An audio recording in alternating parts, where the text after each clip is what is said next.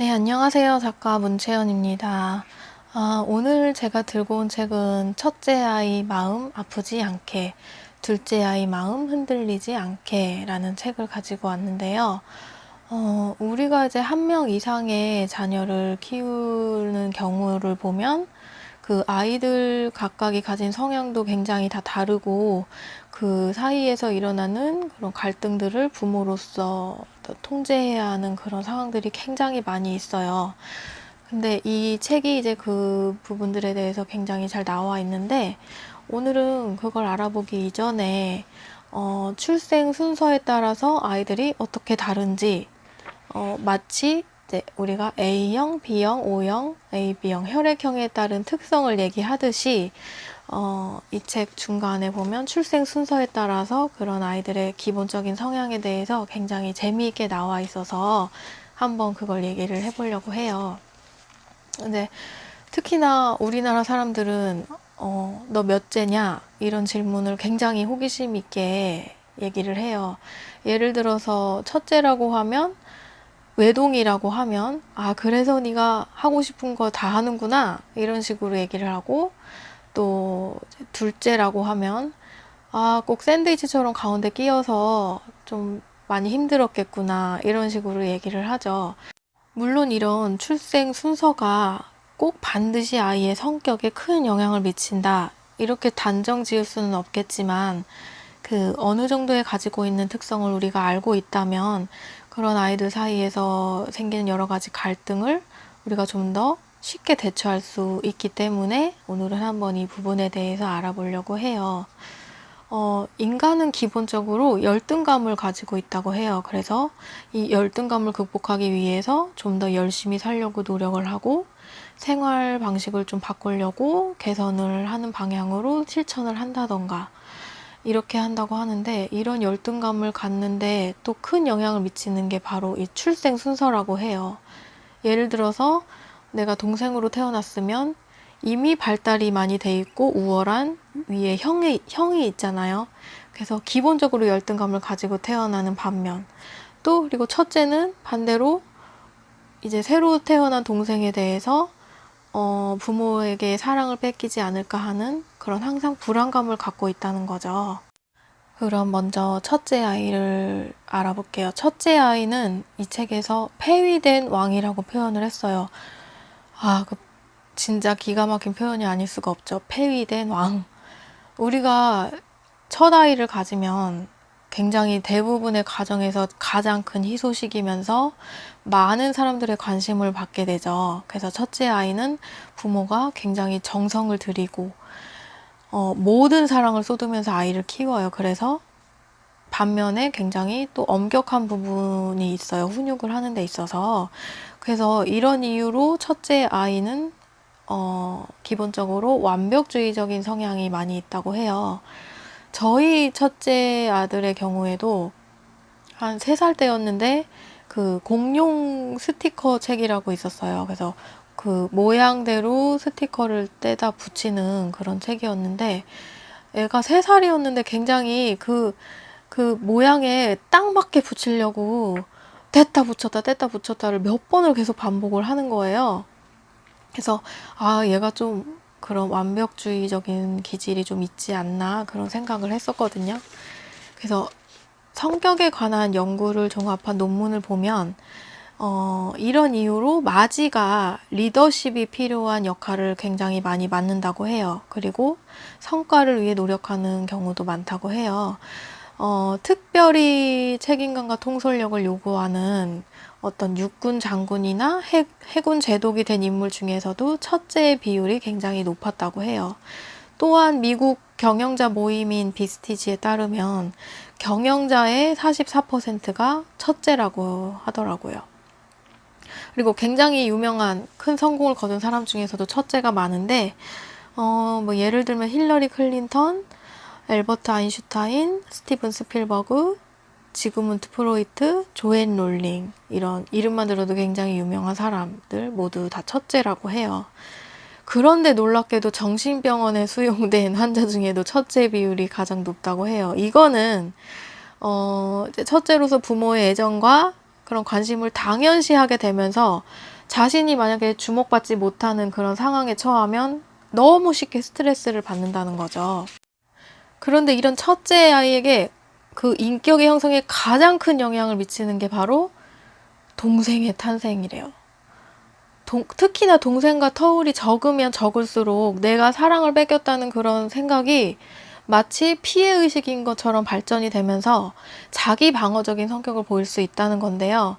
그래서 자기 영역을 지키기 위해서 물건에 집착을 하거나 어떤 부모의 관심을 되찾기 위해서 갑작스러운 공격적인 행동을 보인다든지, 그리고 질투심이 굉장히 많다고 해요. 그래서 우리 첫째 아이도 물건에 집착을 많이 하는 것 같아요. 그 보면은 이렇게 집 한 구석에 자기만의 영역을 딱 만들어 놓고 거기 동생들이 손을 대는 걸 굉장히 싫어하더라고요. 근데 여기서 동생과 터울을 3살 정도가 가장 적절하다고 추천을 하는데 가장 위험한 터울이 2살이래요. 저희 아이들 다 2살 차이인데 어떡하죠? 이 2살 터울이 위험한 이유가 아이가 걸음마를 시작하면서 부모로부터 이렇게 점점 멀어지려는 노력을 해요. 혼자서 뭔가 독립을 하고 싶어 하고 혼자 뭔가를 해보려고 시도하는 그런 단계에서 또 맞닥뜨리는 위험이 굉장히 많은 거예요. 그래서 다시 품으로 돌아오려는 그 시기가 딱 2살이래요. 그래서 그 시기를 재접근기라고 부르는데 특히나 이 2살 때 재접근기 시기에 부모의 사랑, 관심, 보살핌을 굉장히 많이 필요로 하는데 그때 딱 동생이 태어나 버리면 엄마는 아무래도 어린 아기에게 좀 더 관심을 많이 갖게 되겠죠. 그렇기 때문에 내가 필요할 때 엄마가 좀 동생한테 좀 더 관심을 갖게 되는 그런 경험을 많이 한 아이는 혹시나 자신이 엄마에게 버려지지 않을까, 돌봐주지 않을 거란 그런 불안함과 동시에 동생에게 사랑을 뺏겼다는 피해의식을 가장 많이 받게 된다는 거예요. 그래서 동생에게 왕좌를 빼앗긴 상처라고 불렀어요. 그래서 2살 이하의 터울은 특히나 첫째 아이에게 왕좌를 빼앗기는 폐위라는 경험을 안겨준대요. 반면에 또 터울이 너무 많은 것도 좋지 않다고 하는데 특히나 6살 이상 차이가 나는 경우에는 너무나 그 차이가 많이 나기 때문에 공감대 형성이 어렵고 어떤 그런 활동을 공유할 일이 거의 없어서 각자 생활할 가능성이 높다고 해요. 이번에는 한번 둘째 아이를 볼까요? 둘째 아이는 탁월한 중재자라고 표현을 했는데요. 이 둘째 아이는 태어나는 순간 이미 나보다 앞선 경쟁자가 존재를 하고 있는 상태죠. 그 경쟁자는 이미 신체적으로도 많이 컸고 또 잘하는 것도 되게 많기 때문에 어린 둘째로서 절대로 이길 수가 없는 존재인 거예요. 그래서 자연스럽게 그 첫째가 관심을 갖지 않는 분야라던가 첫째가 잘 하지 못하는 그런 분야에 관심을 갖고 그걸 잘 하려고 노력을 함으로써 부모의 관심을 받으려는 노력을 한다고 해요. 부모의 관심을 받는 첫째의 입장도 아니고 또 하고 싶은 대로 해도 혼나지 않는 막내도 아닌 그 중간에 낀 둘째 아이의 경우는 그래서 항상 가족들의 관심 밖에 있는 경우가 많은데 그래서 어떻게든 사람들 눈에 띄려고 노력을 한대요. 그래서 반면에 밖에서 굉장히 인기쟁이로 살아간다고 하는데 이런 둘째 아이의 탁월한 사회생활과 뛰어난 중재 능력은 첫째 아이와 비교를 했을 때 굉장히 그 협력하는 기질이 강한 데서 발전을 했다고 해요. 힘으로는 본인이 첫째를 이길 수 없다는 사실을 잘 알고 있기 때문에 가능하면 충돌을 피하고 어떤 자신의 그 과정에서 자신의 이익을 챙기는 과정에서 이런 모습이 발달을 했다고 하는데요. 다른 형제들에 비해서 굉장히 뛰어난 현실 감각을 가지고 있어요. 늘 자신보다 앞선 존재와 경쟁하면서 비교당하는 그런 상황들이 굉장히 성격에 영향을 크게 미친 건데요. 어떻게 해야 내가 살아남을 수 있을까? 무엇이 나에게 해가 되는 상황인지를 잘 간파를 하기 때문에 현실적인 그런 계산에 굉장히 능숙하고 따라서 어떤 감언이설에 잘 쉽게 속아 넘어가지도 않고 상대의 약점도 잘 파악하고 있다고 해요. 중요한 거는 형제 자매 사이에서 부모가 자주 비교를 하면 안 된다는 거예요. 이렇게 비교를 자주 당하는 가족 안에서 성장할 경우에 특히나 둘째 아이의 경우에는 카인 콤플렉스라는 것이 생긴다고 해요. 이게 뭐냐면, 아버지의 사랑을 제대로 받지 못한 컴플렉스 덩어리 로키가 후계자로 지목된 자신의 형 토르를 제거하려는 무차별적인 공격을 서슴지 않아요. 그 영화 토르에서 나오는 한 장면인데요. 이렇게 자신을 위협하는 경쟁자에 대해서 과다한 방어와 부모의 사랑을 더욱 차지하기 위해서 나와 가장 비슷하고 가까운 혈육에게 적대심과 경쟁심을 키운다는 건데요. 이것을 바로 심리학에서 카인 콤플렉스라고 불러요. 인류 최초의 살인자이자 동생 아벨을 죽인 카인의 이름에서 기인했다고 하는데요. 이렇게 둘째 아이는 많은 비교를 당할 경우에 마지를 향해서 카인 콤플렉스를 표출하는 경향이 높다고 해요. 네, 그 다음에 이제 막내 아이의 경우를 보면 막내 아이는 위대한 성취자라고 표현을 했네요. 막내는 진짜 사랑이죠. 가족 중에서 이제 가장 늦게 태어나서 어떤 새로 태어날 형제 자매의 사랑을 빼앗길 그런 염려도 없고, 따라서 부모의 그런 많은 사랑과 애정을 독차지할 수가 있는 건데요. 또한 부모 외에도 다른 사람들로부터 굉장히 돌봄과 서비스를 많이 받아요. 그래서 애교도 굉장히 많고 항상 본인의 마음이 굉장히 느긋한 거예요. 그래서 자유로운 그런 성향을 많이 갖게 된다는 건데요. 막내는 이렇게 자신이 일단 손위의 형제 자매에게 힘으로 맞설 수 없는 상태인 거를 이미 태어날 때부터 깨닫고 그거를 모면하기 위해서 응석이나 애교를 많이 부린다고 해요. 그래서 성격이 외향적이고 느긋하게 삶의 즐거움을 추구한다고 하네요. 굉장히 귀엽죠. 보니까 여러 사람 앞에서 이제 춤도 추고 재롱을 부릴 기회가 많이 있죠. 명절 같은 데도 보면 친척들이 모인 자리에서 항상 재롱을 부리는 건 막내. 그래서 여러 사람 앞에 서는 게 별로 두렵지 않은 상태고, 대부분의 막내는 이제 관심 받기를 굉장히 즐기는 상태라서 이런 어떤 연예계에 진출한 사람들을 보면 막내가 굉장히 많다고 해요. 그래서 이런 부모에게서 많은 사랑을 받고 안정적인 사랑이 커지면서 이게 박애 정신으로 이어져서 또한 막내 중에는 사회활동이나 어떤 봉사활동이나 평화에 헌신하는 경우가 많다고 해요. 대표적인 인물로 테레사 수녀와 마하트마 간디가 있네요. 이번에 이제 외동아이를 볼까요? 외동아이의 경우에는 이제 첫째랑 좀 비슷한 성향을 갖는데, 첫째와 다른 거는 항상 가족의 사랑과 관심의 중심에 서 있다는 거예요. 그래서 집안의 또래의 그런 형제 자매가 없는 탓에 항상 어른들과 잘 어울리고 협력적이면서 늘 부모로부터 자신이 보호받는다는 그런 안정감을 지니고 그런 욕구도 항상 비교적 잘 충족되기 때문에 막 그런 억척스러운 구석 없이 느긋하고 낙천적인 성격을 보이는 다고 하는데, 또 반면에 이게 좀 커지면 내가 언제나 원하는 것을 얻을 수 있다.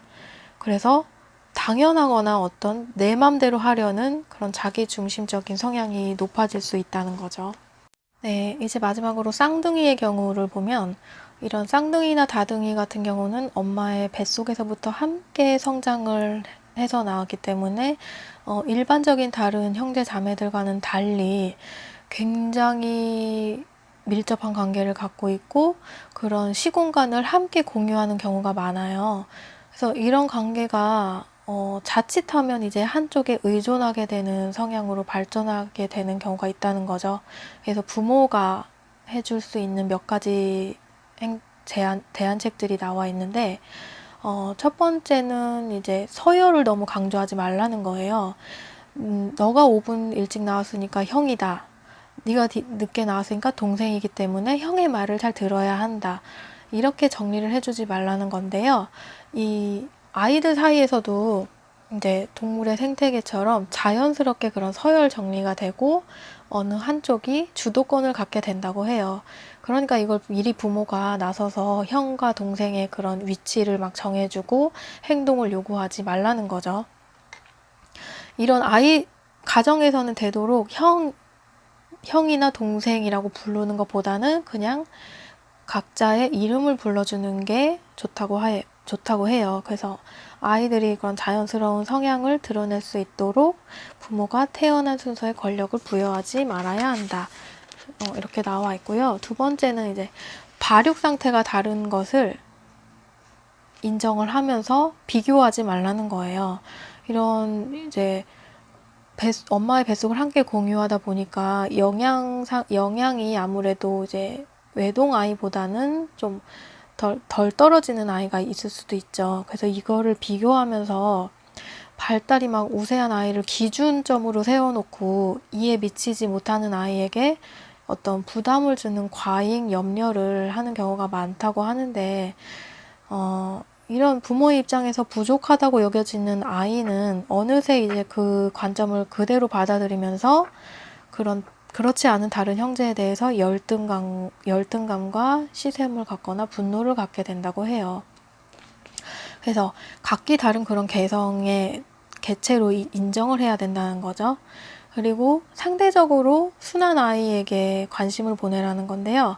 이제 이렇게 동시에 이건 마찬가지예요. 쌍둥이 말고도 이제 여러 명 형제 자매가 있을 때도 마찬가지인데, 기본적으로 이제 순한 아이에게는 부모가 손이 많이 안 가요. 손이 많이 가는 경우는 막 말썽을 특히 많이 일으킨다던가 어떤 까탈스러운 그런 행동을 하는 아이한테 더 많은 시선이 가고 실제로 엄마와도 많이 상호작용을 하죠.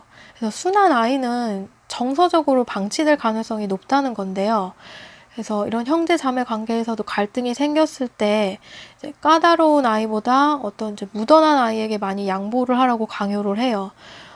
이렇게 성격이 순하다고 해서 욕구가 적은 것은 아니에요. 그래서 이러한 상황이 자꾸 계속되면 아이의 정서적인 욕구 불만이 쌓여서 그것이 형제 간의 극심한 상황으로 발생할 수도 있기 때문에 상대적으로 순한 아이에게 좀 더 관심을 가져라 라는 거고요.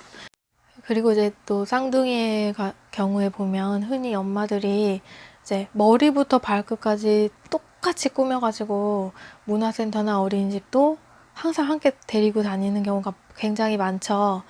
근데 이렇게 하면 서로에게 너무 의존하게 되는 지나친 의존적인 성격으로 발전할 수가 있다는 거예요. 그래서 꼭 쌍둥이라고 해서 머리부터 발끝까지 똑같은 장식으로 꾸미고 이제 똑같은 취미 활동을 하게 하는 거, 이거는 옳지 않다는 거예요.